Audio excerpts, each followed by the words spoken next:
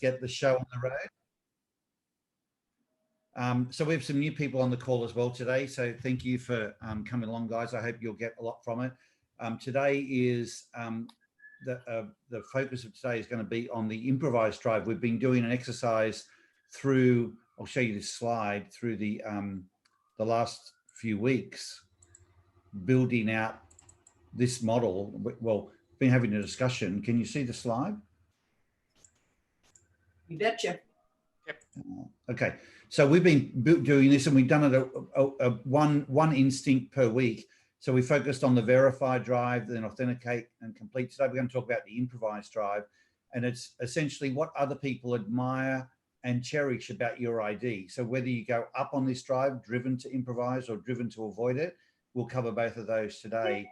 And this is you just sharing your experience of that drive. Like when you think about people you know who have that drive, up or down, what is it that stands out to you that you really admire and cherish? So everyone falls somewhere. Now, some of you might fall in the middle, and so you're going to relate to both sides of that drive. But we also know people that fall either way, up and down. It'd be just good to think about those people and think, okay, what is it that I really admire and cherish, even to the point where you might want to be like that yourself, but you can't, so you just admire it and are in awe of it in other people. So we will come to that in a minute, but we always start with this. Can you see this slide? Did it go up? Go to the peak performance indicator.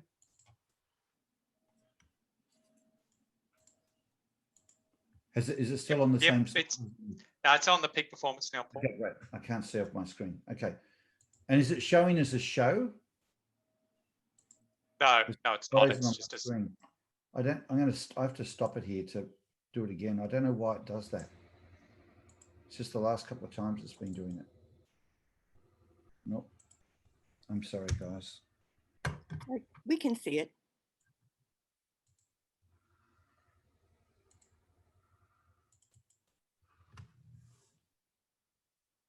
Should come up this time. There you go. So this is what we call the peak performance indicator, and it's a slide to represent what the ID is all about. And I'm just sharing this particularly for those of you who are new to the call. That green arrow in the middle represents your ID. So when you are true to your ID, that's when you are what we would call in stride. Some people talk about being in flow, or athletes talk about being in the zone. But essentially there's the being in stride, and then when you pulled off track, those arrows pulling you out to the left or out to the right, that's when people get pulled out of stride. And that's an expression I think we're all familiar with. So if you are operating true to your ID and in stride, then you get the things at the top of that chart. That's when you get your very best, or give your best performance. You make great decisions. You're fulfilled in what you do. There's great self-esteem, self-confidence, self-worth, and your health and energy are also in their best place. All of that gets compromised when you get pulled off track and go out of stride. And then you start to experience forms of stress that, depending on how far out of stride you are, you can see they build up. So if you look at horizontal axis, if you're a little bit out of stride, it takes its toll on your behavior and your emotion. And it will be things like, swearing and lethargy and, just procrastination. But it'll get to a point where the next level is it'll take its toll on your health. And you start to have symptoms, whether they be illnesses or injuries, that are directly related to being out of stride.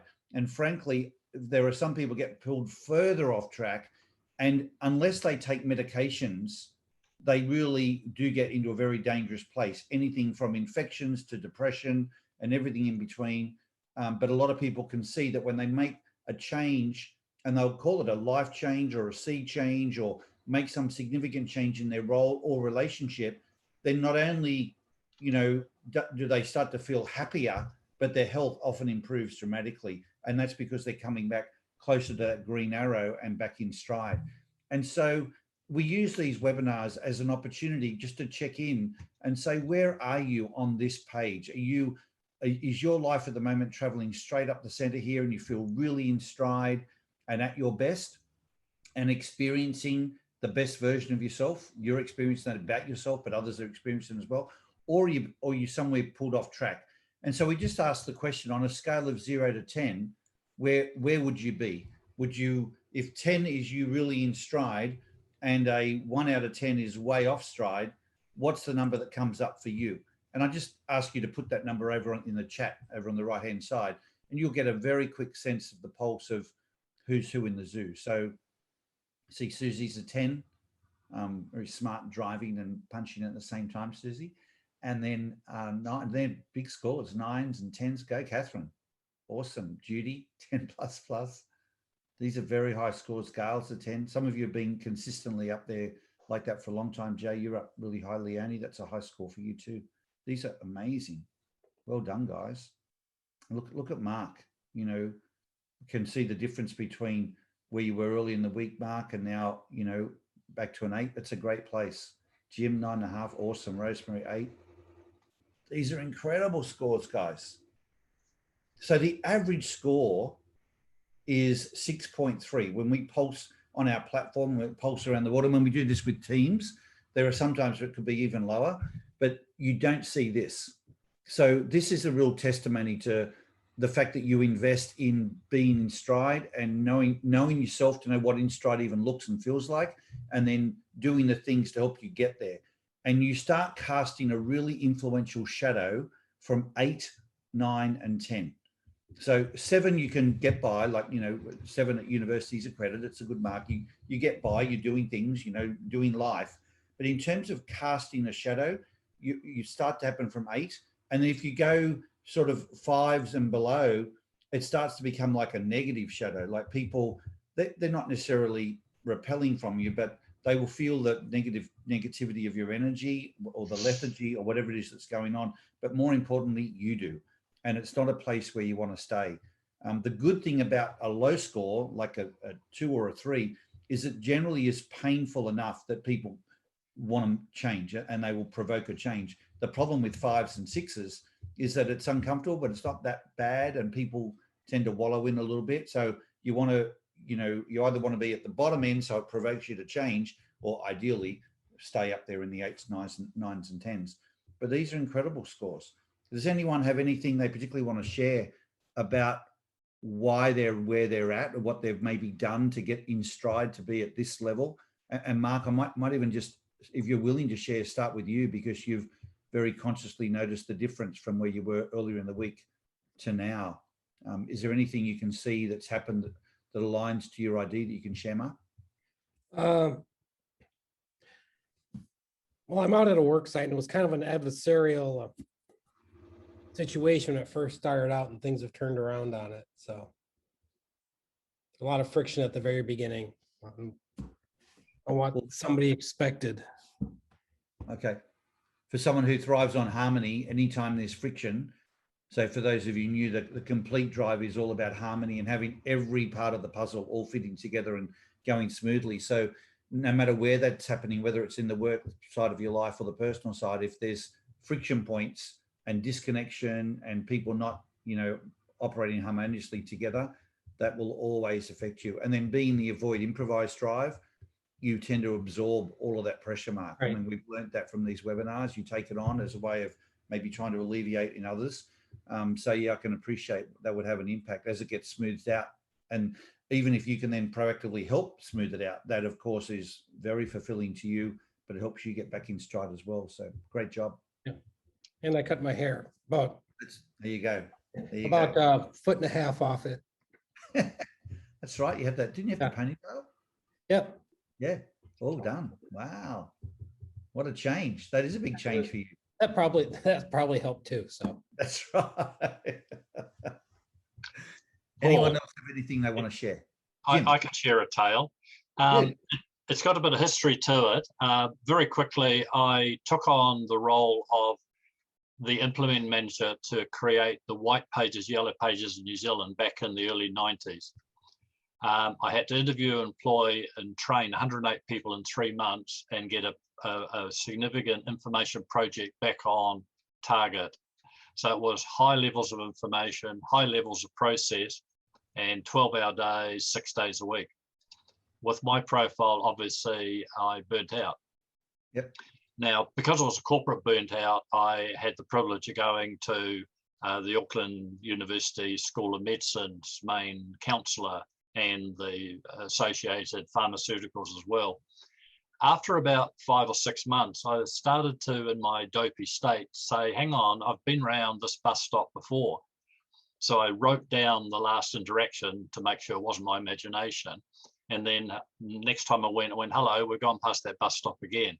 Yep. So I then went, right, now, having originally been an electrician, I never fixed things. I found out what broke them and took that out of the environment. So I said, Jimmy's brain is broken. What broke it? It's not about trying to fix it. It's trying to find out what broke it. And that's where I came across Don McDonald and the ID profile. Yep. So I went and bought the book on the day, and I went back to Julian Reeves, the counsellor, and said, look, I believe this is the answer of why my brain is broken. And he took the book off me and said, I'm the professional. I will look after this. You just do what I'm asking you to do. So I went to the psychiatrist med guy and said to him, and he was an older gentleman, look, I know how to fix this. And he said, do you need my permission to get well? I went, no, I know what to do. And he said, well, get on with it. So I went and bought another copy of your book and got stuck into it. About a year later, the counselling guy phoned me up and said, you haven't come to us for a long time. Are you well? I said, very well. So he said, I'll come and see you. So he came to my place and he brought the book back and he said, I've brought the book for you. Here's your book back. How'd you get well? And I said, well, you're hanging on to the answer. It's in your hands, the book that you said you were going to use, or, you know, whatever. So yeah, it's a neat story of, I'd obviously gone right out on my career to the extreme, to where my modus operandi and what I was doing was complete conflict to my instinctive drives and natural talents. It's crazy, isn't it? And look at you now, 9.5 and flying. It's really good on you, Jim, because that sets you up for life. You know, that's awesome. Yeah, and the pain was enough to actually do the change. What was the pain? Well, the fact that my brain had burned out, that I just didn't function. Couldn't function. Yeah.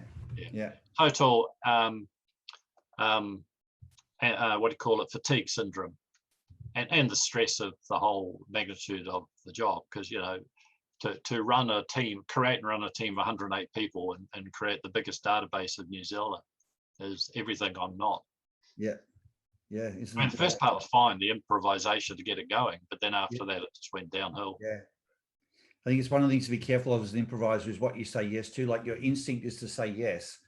And I know when I got invited onto just a school board, you know, years ago, and they said, we, you know, they saw me talking about something. I said, oh, we really want you on this board. And I said, you think you do?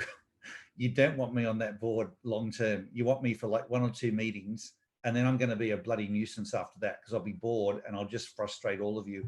So I'll give you 2 meetings. I'll give you everything I've got, and I'll help you find someone that would be better for the longer term, but you won't want me. And it was so liberating for me to be able to sort of still say yes and give them something, but I didn't fall into the trap of saying yes for the longer term, because I knew that wouldn't be me. And if I get people that want me to coach them, I'm normally like, tell me what you want coaching on, because if you want me to do it, I'm going to look to do it in one go. And, you know, I'm not someone that wants to hang around for like 12 months, but unless there's something changing that much that, you know, it warrants me being involved for that long. And I do have people that I coach for a longer period of time, but they've generally got very dynamic things going on in their lives. But I'm very careful about signing up to something longer term unless I can see there's a really dynamic long-term relationship there. Otherwise, what you experienced, Jim, is what a lot of us would experience, you know. So, well, the fascinating thing is I do a bit of work in that area of helping people, and there's a lady I'm working with who's in her 70s, and she said, 2 chats to you, I've created more better outcomes than 40 years of counselling. Yeah. And basically, I'm just applying the ID profile to her and being upfront with her.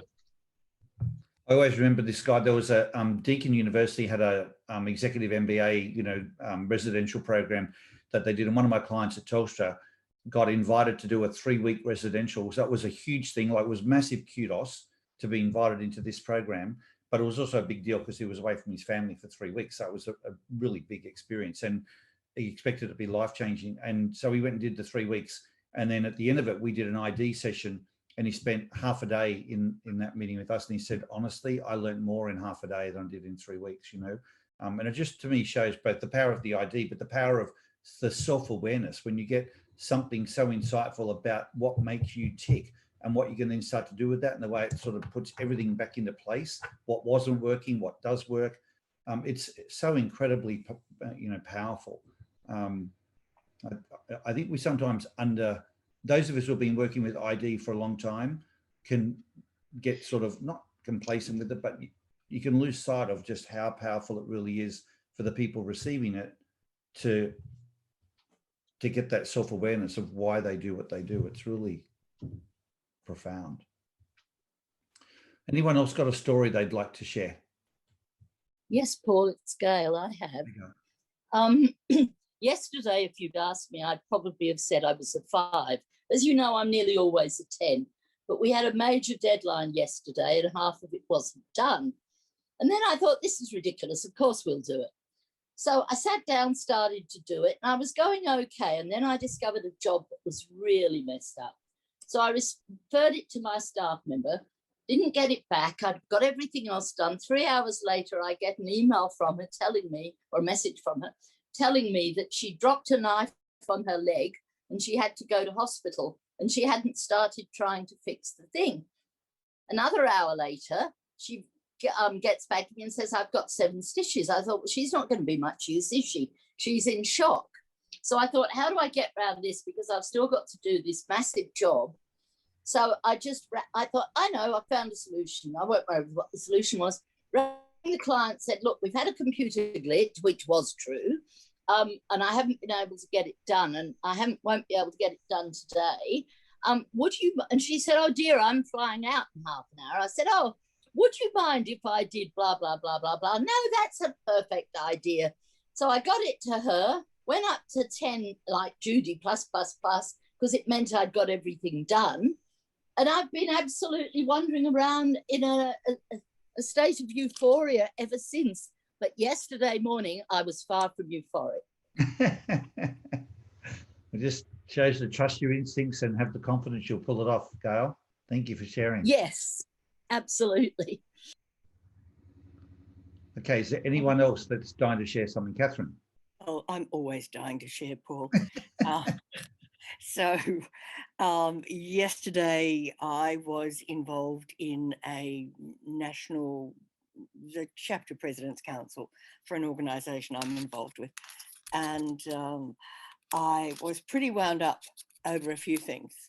And one fellow arrived 40 minutes late for the meeting and then, tried to throw a grenade on the table, which we'd dealt with in the first 20 minutes. And then proceeded to tell me that I only looked 34 and he copped it, because to me that's ageism. It's like age is a glorious, wonderful and celebratory thing. It's so much better to be old than dead. And I'm right into being as old as I possibly can be. And for someone to tell me I'm 34 and think it's a compliment is a red rag to a bull. So, because that's saying, oh, it's a good thing to be 34. No, it ain't. It's a good thing to be whatever age you're at. So I was a bit wound up right over a few things. And no one seemed to have a problem with it but me, it feeling a little, perhaps I've been a bit over the top here. And one of the other attendees who's on the national board with me is always disapproving of what I say and how I say it. And I apologized in writing to the national president after the meeting, said, I'm so sorry if I was over the top and inappropriate. My passions took over and maybe my filters were a little thin. And he wrote back and said, no, your passions are what we love about you. And you absolutely tell it like you see it and you show us things we hadn't seen. And that's why I woke up this morning feeling 10. It's like, it's good to be me. This wonderful sense of permission to even be what other people find uncomfortable. That's quite, that's good that they know it about you and accept it about you. It's a nice feeling, isn't it? Yeah, It is. And there's one who doesn't. Well, not my problem. True. She's into harmony and she won't get that around me. True. Don't you love the way, and this happens a lot, I think it's our nines and Improvise are the ones who share, like they're always quick off the mark with some type of response. Is there anyone who's an avoid Improvise person that wants to share something? You don't have to, but I just would like to give you the opportunity.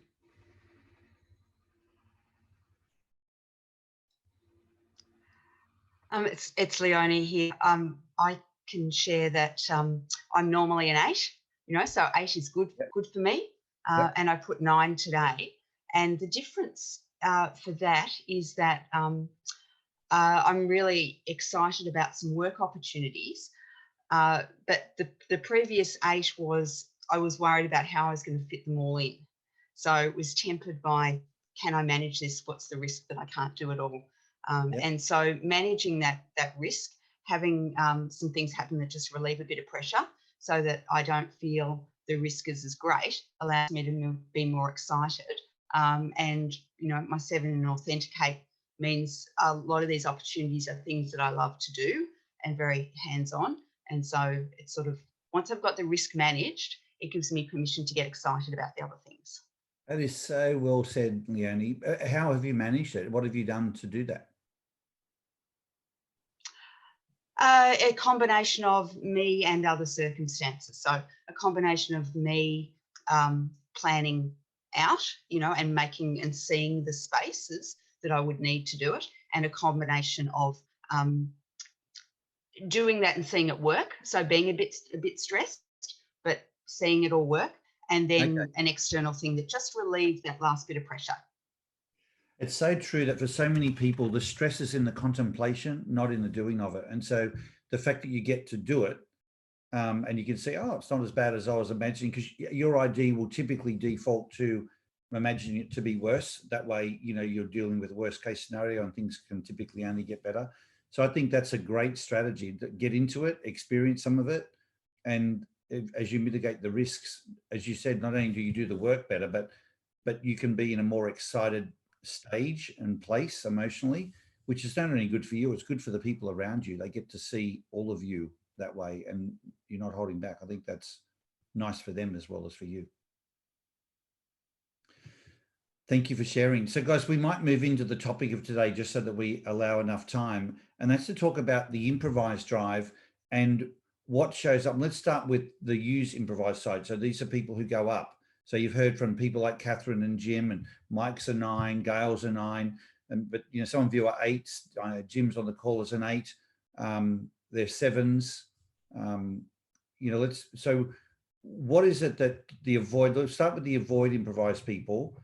When you think of the Improvise drive, what is it that you really admire and cherish about that drive? And then if we want it, we can hear later from some improvisers as well. Let's start with people who are, the avoid Improvise, looking at that instinct and saying, what is it that stands out to you that you really admire and cherish about that person or that drive? I'll go. Just the fact actually that with Use Improvise, they're almost unstoppable. Like just the fact that they're always so positive. They might be hit with the biggest roadblock, but it's like, well, it is possible. Let's just figure it out. And there's always excitement in the voice and always positivity. So I'm just always in awe of, giving somebody a curly problem or letting them see the possibility and just actually go with them for the ride. Because I'm always the other way, of course. What I tend to look at is like all the risks. So I go down this rabbit hole of sorting out, the risk or mitigating the risk. It doesn't mean I won't take it. It's just I don't so clearly see it, or I think the worst before I actually think like, oh, of course this can happen. You just need to figure it out. But having that positivity, I think, is just really energizing. Even for you, Vic, is it? So it's energizing for you as an avoid Improvise person? Definitely. Yeah. If there's too much hype, I think I tend to sort of tune out. But I think generally that piece, and there's a fine line with too much rah-rah, but generally I'm always in on. Like I was with a client yesterday and it was really interesting. Like his ID was 46338. And it was just interesting just hearing him. He's like, well, why am I getting all these roadblocks from my peer? You know, like of course it can happen, you know. And he was saying how he took on a role where they all thought he was nuts in the business. There was no way they were going to actually deliver on this job. And what he did say, which was actually interesting for me, he said he was so concerned that if it went belly up, he would actually look like quite a fool and he wouldn't have the impact he wanted. So the first time he did it was, so this was last year when he was given this challenge, he was like, they were all like, you know, you're mad. We're never as a business going to be able to do this. Anyway, he said, sure enough, he said, we worked it out. He said it was stressful. He said, but we worked it out. And just to see the passion in his face yesterday, where he was like, I just knew there'd be a way. He said, how can there not be? He said, it was just new. So. No, that's really, really helpful. Thank you. Grant, I see you put unfiltered visionaries in the chat. Can you maybe just talk to that? What do you mean? Put some context on that for us if you can, please. Yeah, I'm sorry, I've got no camera today, so I apologise for that. I feel a bit rude, but it's something that I've struggled with for a long time. Being an avoid improvise is being prepared to take a bet on myself when it comes to vision, because obviously, you know, I naturally do think of risk, and it goes hand in hand. So I might have a great idea. Your audio's muffled, Grant. I don't know what's changed, but it's muffled. Can you hear me? No, it's muffled.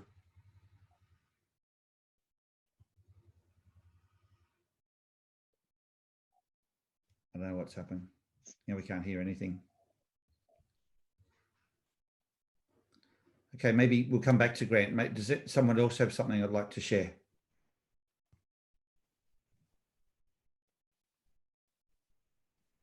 Yeah, sorry, I raised my hand. Yeah, I just saw it. What I really admire is that because of that vision that anything is possible and it's limitless, it gives me something to turn into reality.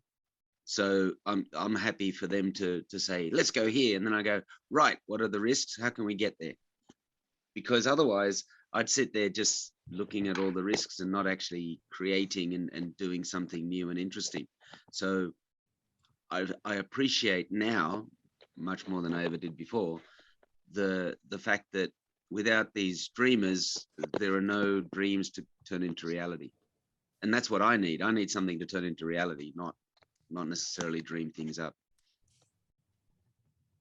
That's a really good point. That's really well said, that without dreamers, there's no dream for you to work on, you know.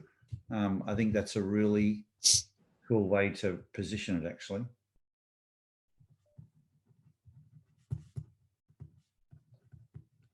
Thanks, Jose. Anyone else?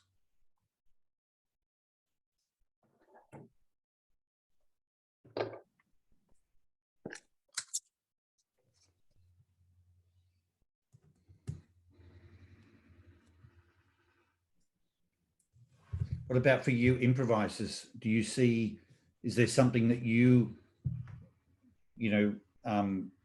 admire in the way that you operate, or you think it's a real positive, it's a strength that you sort of shine with, and you want to even test and find out, does that really stand out to others, particularly those who are different to you?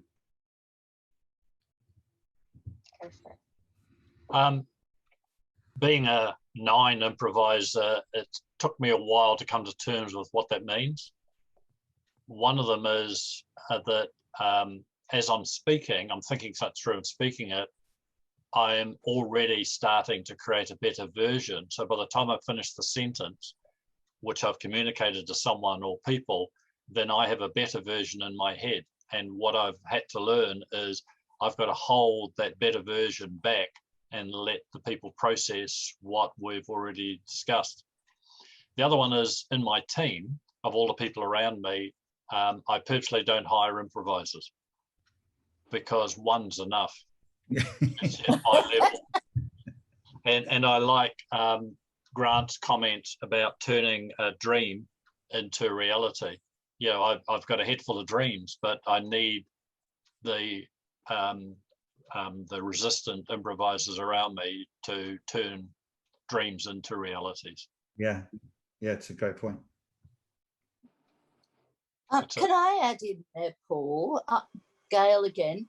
The thing I find about myself is that I'm in a room and all these people are bogged down in something, and I just go, "Hey, I've got an idea," and then they all turn around and I say, "Well, you all want to do this. Why don't we extend it and do blah blah blah blah blah?" And they all go, "What a great idea!" They go off and do it because it was them anyway. All I've done is channeled it into something that'll work. And so I see solutions, and I help people with that so often. And I do that in my one-to-one consulting. And Paul, you said about joining a board. I have to confess, the board meeting I've been going on to tonight, I've been on that board of a not-for-profit for 10 years. When I first, my role's treasurer, of course, when I got there, they turned over about 2 or 3 million and they were making losses. We're now turning over about 7 million, making profits, doing all these other things. So I was able to stick with it because of the change. I keep changing it, making recommendations that change it again. So it's that ideas and how we can move forward and profit from it seems to be the thing that I like best about my ID, I think. So even doing an unlikely thing like being an accountant, I still am able to be true to my ID. Yeah. Thanks, Gail. Paul, can I add to that? And the thing is, I think I'm not sure if it comes from that, but it's also just with the confidence. I think because we have got all those ideas, they just sort of seem to come out so confidently, and people actually listen. And some people sort of rush off and think, oh my gosh, you know, we've talked about this before, that person's just given me 10 things to do. It's not, we're brainstorming, and you can just sort of see people sitting there going, oh my God, where did all those ideas come from? That's amazing. Because it seems to be, I know I do, and I hear it from others, it just comes out with real confidence. And I think that gives other people the belief to try some of them out, and that's where some of that, plus other people get to see that things are possible too, just purely because of our energy and our confidence about it.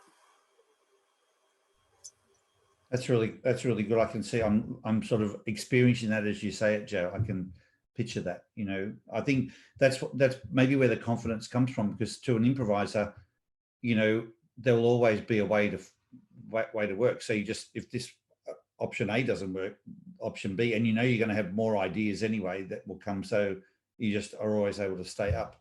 Let's talk about that ideas piece, because I often get the question from avoid improvisers. I'll say, but where do the ideas come from? Like, how do you come up with them? Like, what's the process you go through?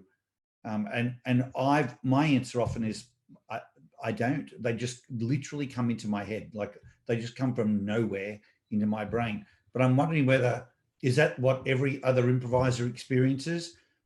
Or is there something, because I know there's a lot of avoid improvisers that would love to be able to be more creative with more ideas, and they can get them by researching and, you know, talking to other people and so on. But an improviser generally just has them, in my experience, they just occur in your mind. Can we talk to that for a little bit? Because if that's true, what is there something we can maybe give to the avoid improvisers to help them, or is that just the unique domain of the improvisers? Hi, Paul. I'd like to share something with that. I was actually artistic director of a classical ballet school for about 20 years, many moons ago. And I would create all the dances and choreograph all the dances from year to year to year. And I was never short of ideas. And I would hear music, and I'd be creating it and working it all out. As soon as I heard a piece of music that I really loved, creating the whole thing, working it all out, knowing exactly where all the steps are going to be going, etc. And I just, to this day, still have that same ability to keep thinking of more and more ideas. And someone said to me, oh, you'll never run out of ideas. And I thought, oh, I might, but I haven't. No, I don't know where it comes from. Yeah. For me, I love that I can dance from one thing to another very easily. I can have a day filled with appointments, meetings organized, etc., all in a number of different environments. And it's really easy for me to go from one focus to another, to another, to another. And I really enjoy it. And people used to shake their heads and go, I don't know how you do that, when we all used to do our meetings a lot, you know, in person. But I've loved it. And part of the whole thing for me is that I absolutely trust that everything will be all right. And when I've been in my darkest days, weeks, years, it's when I've lost that trust and I've forgotten how to dance, and I need to be reminded of who I am. So for me, I just trust that there'll be an idea, and there is. And I think it's almost like being, how do you define instinct, or how do you define intuition? It's knowing that there is an inner knowing, knowing that there is a higher level of consciousness that has all that information. And so it's just expecting it to download, and it does. So I'm assuming that we all have that capability, but not the preference for calling on it or trusting it. I don't know if that's true, Paul, but that's how it feels for me. I don't think it is, Catherine. I think that the sort of the flooding in of ideas, the constant flooding in, on my experience, is almost like the unique domain of the improvised drive. And an avoid improvised just does not get those ideas other than through like research or conversation or past experience. But to just get an idea on a dime, the way it floods in for an improviser, it just, I don't know, I'm interested. We'll get into the avoid improvised drive in a minute. They can talk about it, but, you know, can anyone share who's got that drive? I'm thinking of people like Amanda or Vicky. Do you get ideas that just, you know, off the cuff like that, or are they typically from some other source? Hi, Paul. You see Laura's a 1, Sarah's a 2, so we've got some people with that drive. How do ideas happen for you guys? Hi, Paul. Can you guys hear me? Yeah, it's soft, Yeah. but we can hear you. Yeah. Okay. Yeah, I was actually going to ask a question because, no, in answer to your question first, no, I don't have ideas out of the blue. I don't. And I'm usually already busy with Joel's ideas, so I don't have time for my own. But one question I had was, do all improvisers feel the need to share their ideas as you have them, or is that because he's is that because he's an avoid verifier, so he likes to collaborate? So usually he'll have an idea and he's like, I had an idea, and if I don't have the patience in that moment, my heart starts beating, because that idea can be from this, can be personal life, can be business, can be like I'm like, oh my God, what now? Like, we already have a list of things here. So my first reaction is, oh my God, another idea, great. But is that because he's an extroverted, or because for you, Paul, you're 8 on Verify. So do you keep your ideas more to yourself until you've worked through them and then you share, or do all improvisers just put their hand up and go, I had an idea, let's do that? I think everyone who's an improviser right now is dying to say something, to, like, you know, react and sort of just talk off the cuff with it. But typically, if we have an idea, an idea generally, you have some level of belief, confidence, passion, something where you want to do something with it. It may be a crappy idea, but you don't know that until you start with it. So you just want to get moving, and getting moving often is the talking. So as a rule of thumb, I'd say yes, they've got an idea, they want to talk about it, and, you know, and in the talking may realize it's just going to fizzle to nothing or leads to the next idea, but they need to interact with it, you know, and share it. Fair enough. And avoid improvise. Sorry, Mike, should let you share. I was just going to say, it's a good question. For me, I think it's just that we're not restricted by the barrier of uncertainty or risk. It just doesn't, the uncertainty and the risk doesn't come up to us. So we're just not restricted by that. And we just got to share it instinctively and get on with it. Like, yeah, sure. The number of people I've worked with over the years, especially lawyers, and I say I've got an idea and they go, oh my God. But they, yeah, so we're not restricted. It's just instinctive. We're going to let it go. So good. That's such a good way to put it, because that's true. Often there's things that as an avoid improviser, you want to share them as well, but you're immediately stuck or restricted by the fear and the risk of, you know, what if it's the wrong idea? What if they're going to laugh at me? What if I'm going to be embarrassed? You know, what if? And but there isn't. In fact, there's not that there's no restriction. It's the opposite for an improviser. You actually imagine that it's going to be phenomenal. You know, like this could be amazing. This could be a game changer. Like you actually see the opposite of the risk. You see the possibilities. They're not probabilities, but they're like, oh my God, imagine if this was to happen. Like, you know, this could be amazing. And so that's the energy that you're coming from. I think So we tend not to. I think we tend not to fear rejection as well. Yeah. Can I just say too? I've just got this new client, and he's really high improvised too. So one of the things I'm finding, I've got to be a little bit careful about the ideas I come up with, because I'm coming up with some ideas, and I'm just doing my normal brainstorming. But because he's such an high improviser, he grabs one or two of them, and then he'll rush off and do them. And then I'm like, hang on. So I'm really, at the moment, finding that I've got to be a little bit more circumspect about what I actually share. Or if I share it, I've got to put a couple of caveats on it and say, hang on, this is not a fully formed thought yet. Let's just, let's talk amongst ourselves. Otherwise, it could end up quite catastrophic. So, with that, and especially if somebody hires you in for a particular expertise, right, or get you to come in for, and they just love that idea and they go rushing off, and it's like, whoa, just put the brakes off for a sec. So this is a really interesting discussion around the ideas. I just saw one of the chat comments from Lynn where she says, ideas for me are almost like breathing. And it's such an important thing to comment on, I think, for everyone to understand, no matter whether you're an improviser or avoid improviser, is ideas for an improviser are like oxygen. And it's making me think what's the equivalent for the other drives. But for those of you who are avoid improvise, to know that, the real currency that lights up the improviser, like this thought of ideas being like oxygen, like breathing, it really is true. So when they don't get to work with new ideas, share new ideas, it's incredibly stifling.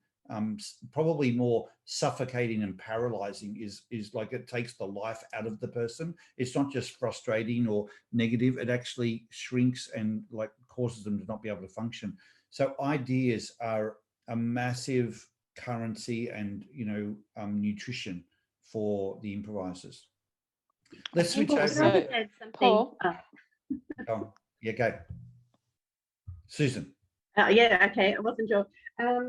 I was just going to say that if I've got to do something what I deem to be boring, I will automatically go into searching, how can I make this more exciting, interesting, fun, unique, different, so that it's memorable for that person, rather than, so I think the idea of it being boring stimulates me to want to make it exciting, which feeds into the improvised drive. Does that make sense? Yeah. Yeah, it does. It does. And so I'll search to make it much more exciting than just, okay, humdrum, we're just going to go through this again. Yeah. Have that energy in it to do it. Thanks, Susan. Vicky. So I was just going to say, so it's interesting. I'm just reading Leonie's comment in the chat, and she says, ideas come for me, but only one or two at a time, and they are sparked by something I hear or read. The thing for me is ideas do come, but I always feel like my ideas come when I'm trying to solve a problem, because I'm a verified drive.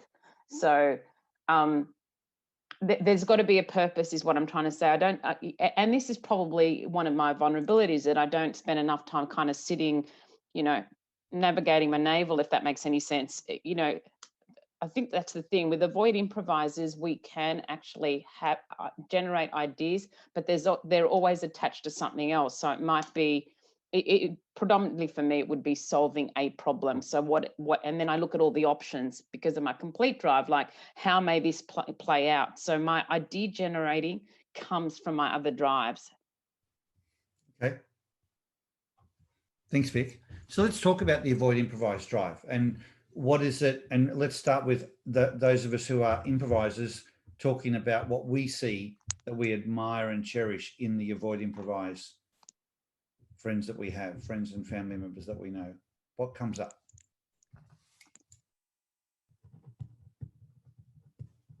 For me, they're a reality check. Jeff is 2 on Improvise, and I'm always coming up with ideas, and he spends days telling me what's wrong with them.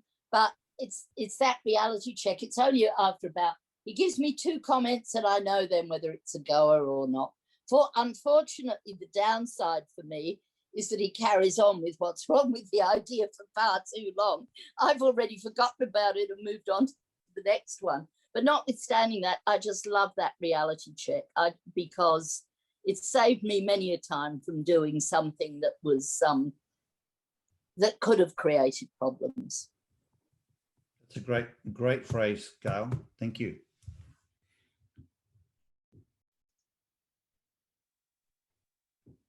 What else?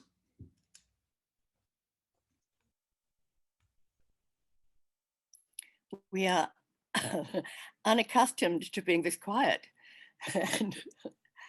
And I agree with the idea of, or the concept of the reality check, and have needed it and not had it many times. I think it's requiring, when I'm pulled up by an avoid improvise, it requires me to go probably into the verify process and think it through. And I know the idea is valid. I don't know how valid. And now I will go in and think it through and come up with some steps and actions, and I'm justifying them as I go. So yeah, it's the reality check that doesn't hinder me. It supports the validity of the ideas, or not. Or I'll say, oh, well, obviously that wasn't going to work. What I learned years ago was being able to have your ideas, but communicate them in a way that people can understand. So years ago, when Don McDonald used to coach and mentor me, he said, you've got to show people how it's the same. What do you mean by that, Jim? How it's the same? Well, I'll give you an example. The house I live in, I naturally built. And having spent 20 years building it, I turned around one day to my wife and I said, look, I want to rip out the family room wall, go ceiling to floor glass, get rid of the fire, and you know, radically change it. And of course, so for the next 10 years, I got vetoed. And then one winter's day, when we're all stuck inside with the kids, and my wife said that it's a pity the room isn't a bit bigger. And I said, well, why don't we move the room out to half that deck, because that's out in the rain and we could bring that space in the house. She said, well, that's obvious. And then I said, rather than throw away the fire, why don't we put an air conditioning unit on the wall so that the heating's the same, from the same source? She says, well, when are you going to get started? So from ripping it out and setting it floor glass to talking about how it's the same is the best way for an improviser to take people with them. I see what you're saying now. Okay. And it gives you a discipline or a rigor for allowing the other IDs to come with you. It's fine if you've got a room full of improvisers, they'll come with you. But if they're not, and most times they're not, you're on your own, then by describing or communicating it in the way that you keep talking to how it's the same, it's just a gradual enhancement of what you've already got or what you've already done, then that brings people with you. Got it. Thank you. I would say one of the things that stands out for me about this drive, the avoid improvise drive, is the ability to get stuff done when there's no motivation, there's no excitement, there's no big possibilities. It's just stuff that's got to get done. It's part of life. It's part of responsibility, obligation, commitments, but there's nothing necessarily big and exciting and, you know, you're going to win from it or no joy from it. It's just got to be done. Whether a lot of times that could be, you know, things to do with maintenance or, you know, normal routines with kids and family, and they just got to get done, but they're done with the same sense of quality and passion and effectiveness and great standards. Whereas an improviser needs that buzz to really fire up, you know, And so you tend to put a lot of things off until the last minute, because that provokes the buzz. But I just really admire when there's tasks that have to get done, and I watch the Avoid Improvise just get on and do them because they've got to be done, no other reason, and yet they're still done to that same great standard. I personally find that, because I find it hard to function until there's that sort of pressure. So I really admire when I see someone else doing it and doing it so well, but just because it's a task to be done, you know. It's really probably one of the things that stands out the most for me, actually. I love the reality check one, but probably the one for me that stands out would be the functioning really well regardless of the energy. Like, I'm reluctant to say task oriented because I think it gives the wrong connotation when you lose the context of it. But that's just the ability to get tasks done regardless of the underlying motivation. Quiet perseverance, I usually say. What is it? Quiet perseverance. Quiet perseverance. Yeah. It's usually, get the work done once the conversation stopped, like it all to do with the brainstorming. Okay, great. Now I'll go away and get it done. Yeah. Thanks, Ian.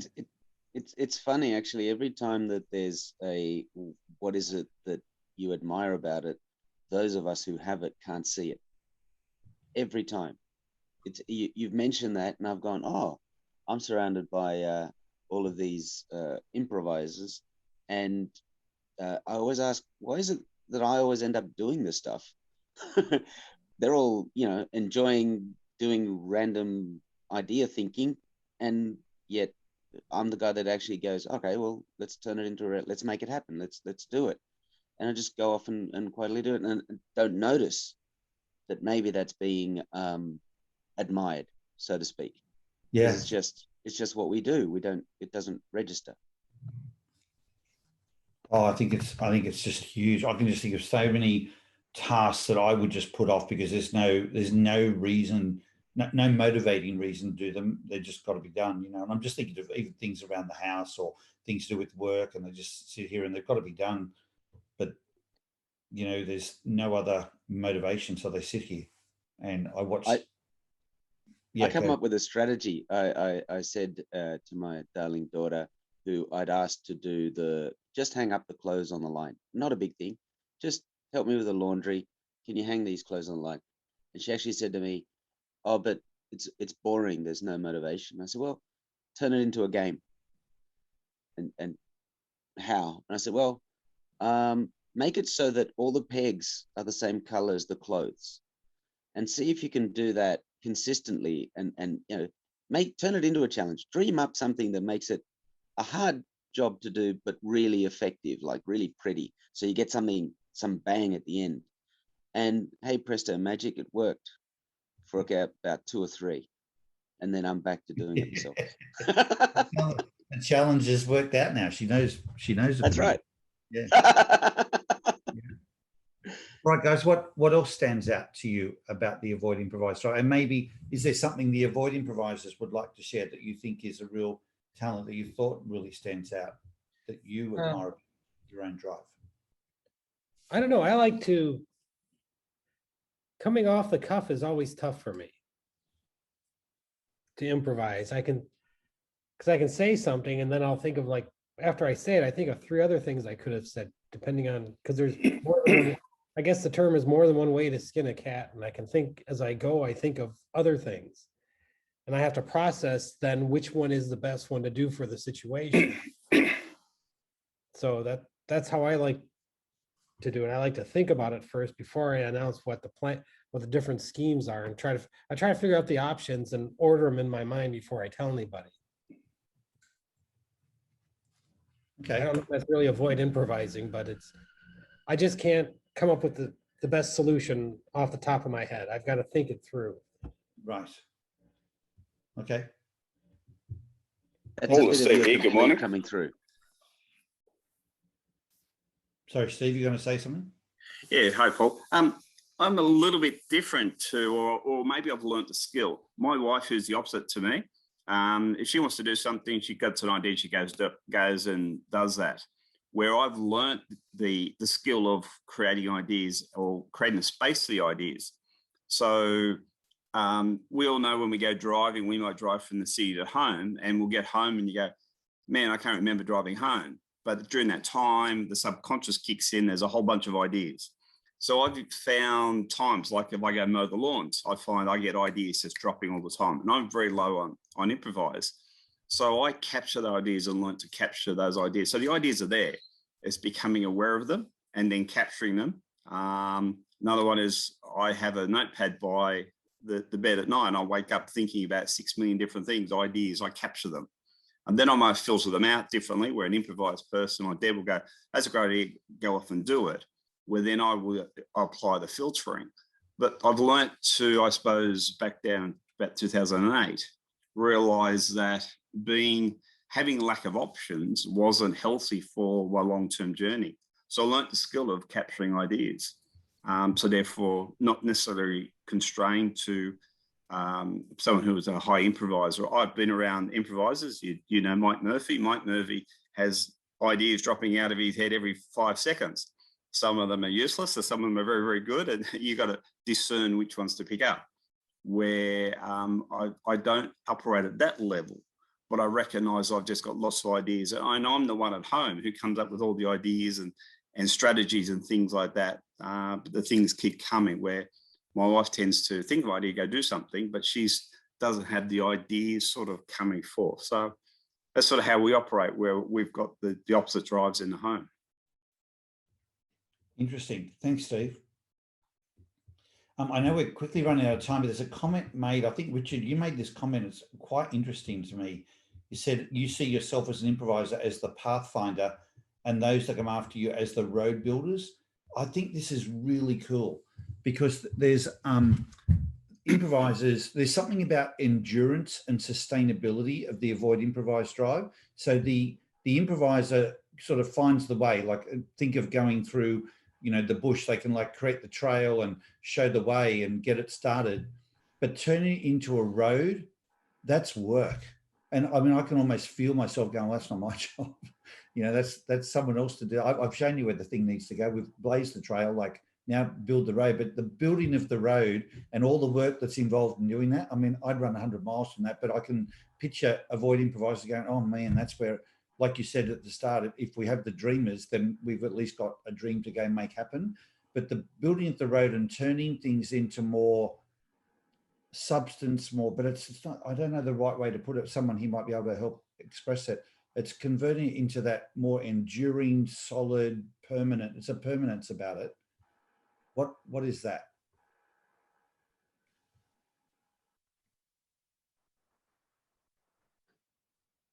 You're talking about the end result, Paul, or the way it actually worked? Well, there's something about the motivation of the building of the road versus the finding of the path. Like, I think that's a wonderful expression of the difference between both ends of the drive. Because I'll often say, you know, my expression, run with the horse before you try and turn it. I find for me, I just listen to the ideas, just to help to do the brainstorm. And then that's where the perseverance comes in. It's like, great, now I know what needs to be done. Let me go away and do that. So it's that you brainstorm it. I'll then take that idea, add some more substance, you know, identify the areas, put some, you know, some more filters around it, but make it happen. And I think that's that road building example is perfect, because it's like you can see the vision, or you'll give us the direction and how it can happen. And then we'll go away and actually do the technical specifications to actually how to make sure it doesn't fall over as soon as it's built.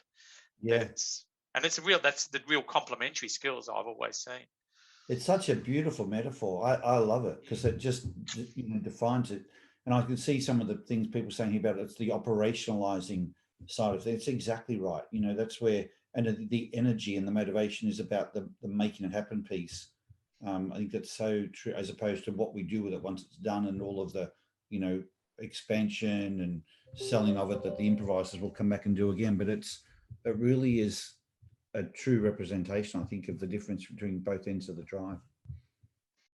Well, guys, what I'll do is I've captured a lot of what everyone said here, so we'll put that into that matrix. And when Ian sends out the link later today of today's session, that matrix that's got, you know, that will now be complete for all 4 drives will be with that recording. So print that off and keep that as a tool that can remind you of what it is about your drives, particularly your strongest drives, that are really valued by other people. And for all of the strengths that you have, know that these ones that are being commented on today for Improvise and then for the other drives, they're the ones that really impact people. So, you know, turn up your focus on those and you'll have even more influence and impact on the people around you. Thanks for being here today. Hopefully we'll see you next week. Look forward to another great session. In the meantime, good luck with staying in stride. Those numbers are awesome. Have a great week, everyone. Thanks, Paul. Cheers. Bye-bye. Thank you, everyone.